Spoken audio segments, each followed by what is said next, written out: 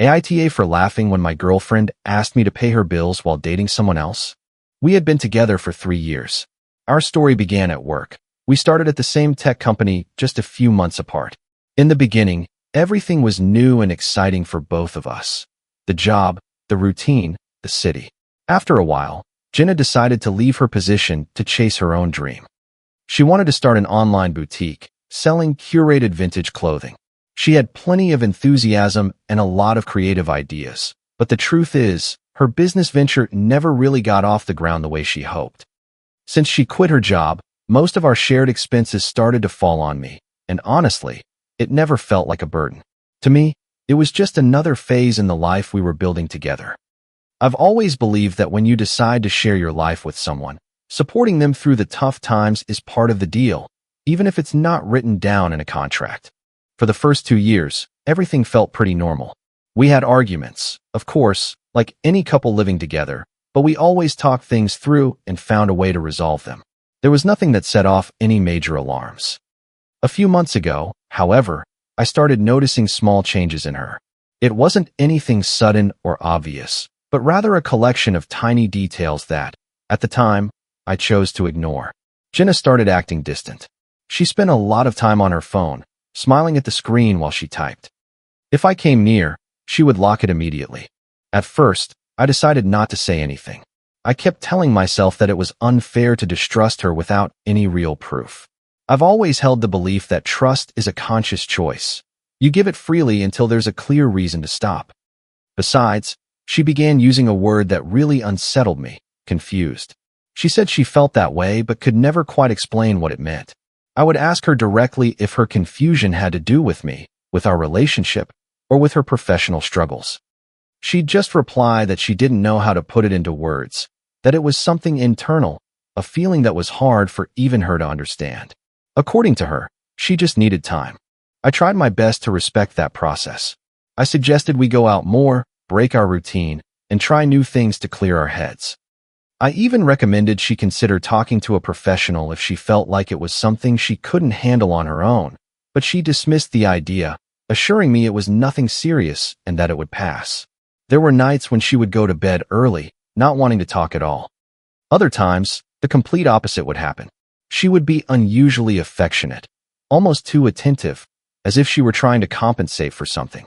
That emotional roller coaster confused me more than the distance itself. I couldn't tell if we were actually getting better or if she was simply trying to balance out a guilt I didn't yet understand. One evening, while we were having dinner, I decided to ask her straight up if there was someone else. I didn't do it to accuse her. I just knew I would rather face a painful truth than continue living with the scenarios I was creating in my own head. She reacted with surprise, even a bit of annoyance. She denied it completely, assuring me her confusion had nothing to do with another person. In that moment, I actually felt bad for even suggesting it. The weeks that followed were tense. Neither of us said it out loud, but the atmosphere in our apartment felt heavy. I was working long hours, and when I came home, the place was silent. Jenna would say she was exhausted, that she needed space to think. I started to wonder if I was the problem. Maybe I had become too predictable, too boring. Maybe the wear and tear of a long-term relationship was just inevitable. One Saturday night, after a family dinner that she chose not to attend, I asked her to be completely honest with me. I explained that I couldn't keep trying to interpret her silences, that I needed clarity. She told me I was exaggerating, that she was just going through a period of personal doubt. Doubts about what? I pressed. I remember the silence that followed perfectly. It was long, uncomfortable, and far more revealing than any immediate answer could have been. Finally, she said she felt trapped in a version of herself she no longer recognized. She explained that she had started our relationship when she was very young and that maybe she hadn't lived enough before committing to someone. I didn't know what to say. I asked if she was implying that she wanted to break up. She shook her head no. She swore she loved me, that she valued everything I had done for her, that I was a good person, and that she didn't want to lose me. That contradiction set off an internal alarm. How can you claim to love someone while simultaneously questioning the very foundation of the relationship without making a clear decision? Even so, I tried to stay calm. I told her that doubts were normal in any long-term relationship, but that avoiding them wouldn't make them go away. If we both wanted to, We could work on whatever was necessary. For a few days, it seemed like things were improving. She became more communicative and even suggested we make some plans together, but her behavior with her phone never changed.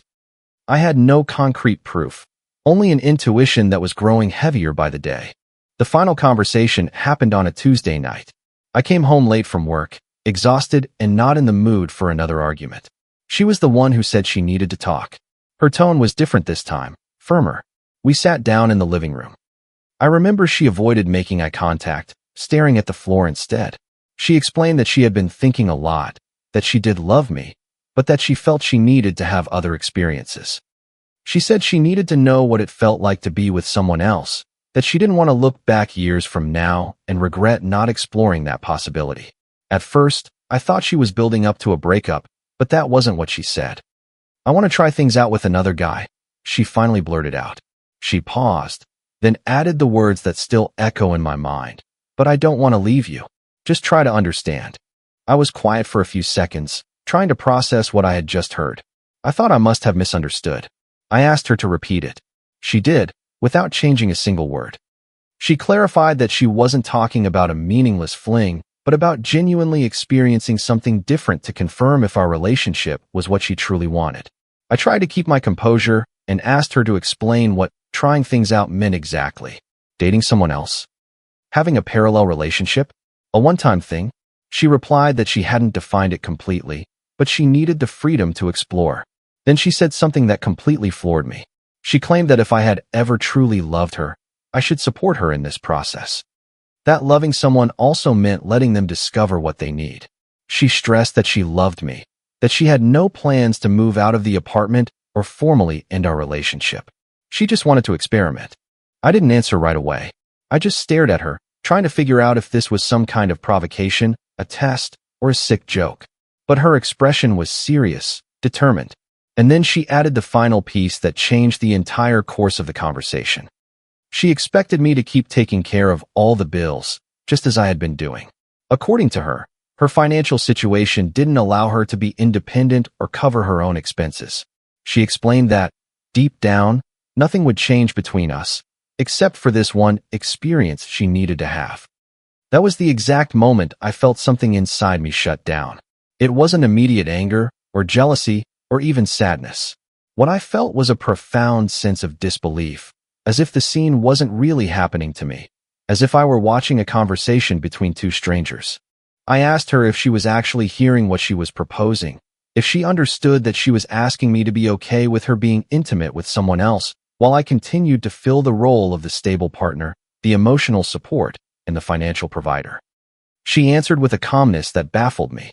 She saw it as something temporary, a phase that could even strengthen our relationship if she ultimately confirmed that I was the best option for her. The word option hit me harder than anything else she had said. She wasn't talking about commitment or building a future together. She was talking about alternatives. I asked her how long she had been feeling this way. After some gentle pushing, she admitted that she had met someone a few weeks ago, a man she had been talking to frequently. She claimed nothing physical had happened, but that there was a mutual interest. In that instant, her earlier denials took on a whole new meaning. I asked if this man knew she had a partner. She said yes. He was aware of the situation and knew she was confused. She used that word again, as if it were a blanket explanation for everything. It was then that I understood she wasn't asking for my opinion. This wasn't an open conversation. It was an announcement. She wasn't seeking a dialogue. She was informing me of the terms under which she was willing to continue. When she finished explaining her plan and looked at me, expecting some kind of understanding response, something happened that not even I saw coming. I laughed. It wasn't a loud, booming laugh or a mocking one. It was a short, dry, almost involuntary burst of air. A reaction to the sheer absurdity of it all. She looked surprised and asked me what was so funny. It was impossible not to. "Are you actually listening to yourself right now?" I asked her. She frowned, as if I were the one who had lost his mind. "Don't make fun of this, Daniel. I'm being serious. I just want you to understand." That word, understand, was what finally set me off. "Understand what?" I replied, my voice rising for the first time.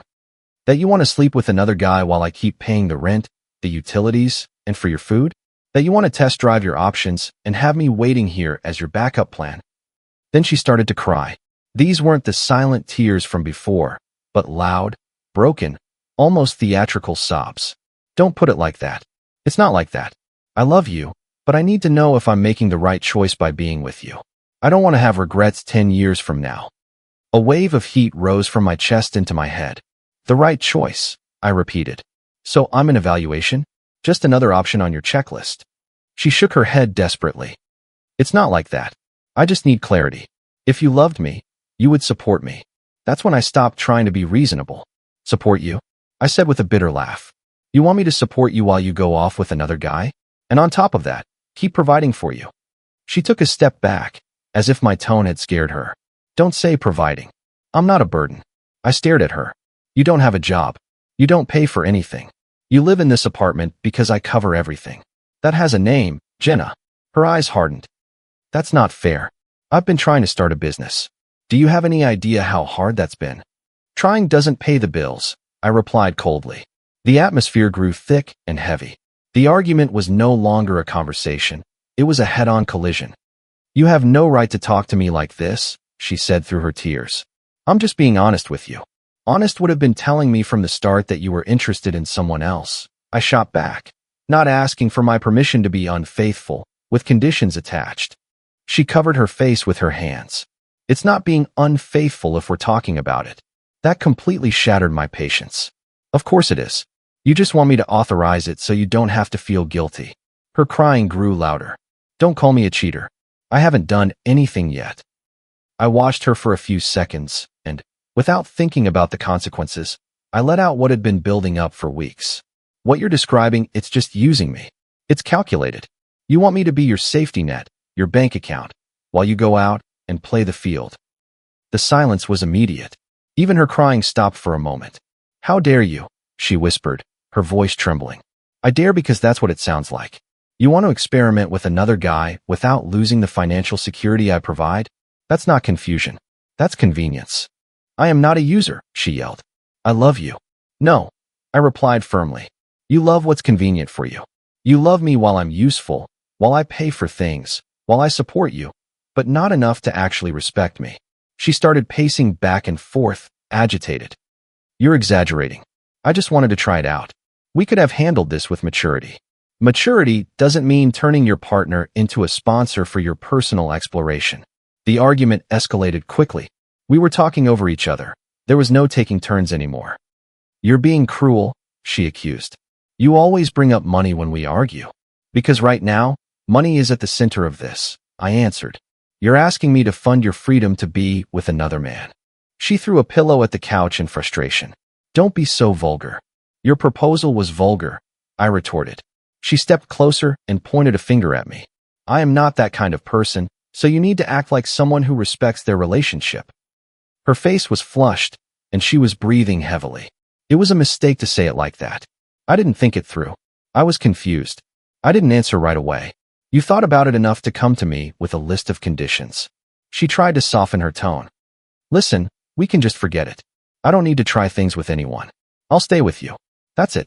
I take it all back. I looked at her, unable to believe what I was hearing. You take it back? Like it's some kind of order you're canceling. Yes, it was a mistake. I don't want to lose you, she said softly, almost pleadingly. She reached out to take my hand, but I pulled it away. I don't want you to stay because your negotiation failed, I told her. The fact that you even considered leaving to be with another guy means you already wanted to. But nothing happened. I swear, not yet. The word, yet, hung in the air between us, heavy and suffocating. I'm telling you, I'm staying with you, she insisted. Let's just forget all of this. I felt a bitter mix of anger and disappointment. It wasn't that simple. It doesn't work that way, I told her.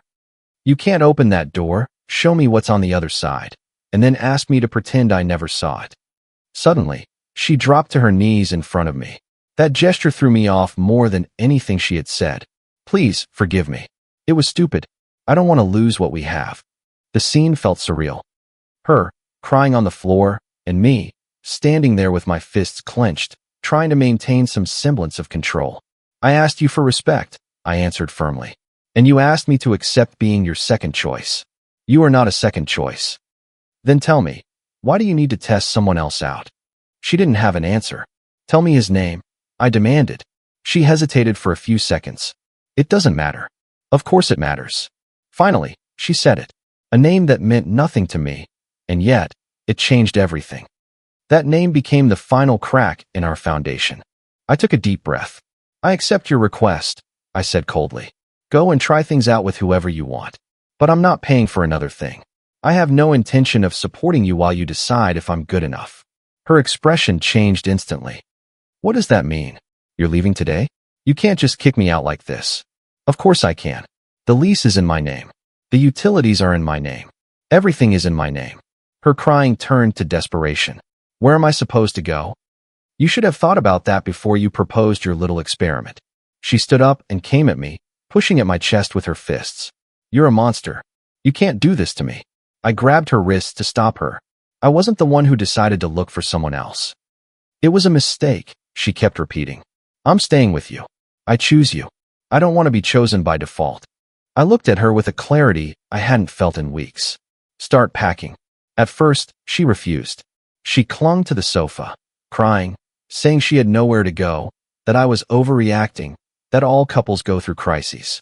This isn't a crisis, I replied. A crisis doesn't involve asking for permission to be unfaithful. Finally, she began to gather her things, her sobs echoing in the quiet apartment. Every piece of clothing she put in her suitcase felt like a silent accusation. You can't end 3 years like this, she said. You ended them when you decided I wasn't enough. Before she left, she made one last attempt. I'll block him. I'll never talk to him again. I'll get a job. I'll change. I promise. I watched her without any emotion. This isn't about blocking someone.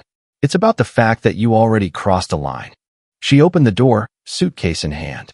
She paused for a few seconds, as if waiting for me to call her back, to change my mind. I didn't. When the door closed, the silence was absolute. The echoes of our shouting still seemed to vibrate in the walls, but there was no one else there. I didn't feel relief, nor did I feel immediate sadness. What I felt was a strange, lucid emptiness, as if I had finally accepted something I had been denying for weeks. She wanted to explore another life without giving up the comfort of the one she had with me, and I wasn't willing to be the emotional and financial safety net for her indecision. I didn't sleep that night, and I didn't call her. Her words kept replaying in my head, but I knew something was broken beyond repair. That initial laugh had been the first sign that, deep down, I had already stopped believing in us too. I thought the worst was over when that door closed. I was wrong. The next day, around noon, my doorbell rang. I wasn't expecting anyone. When I opened it, Jenna was standing there.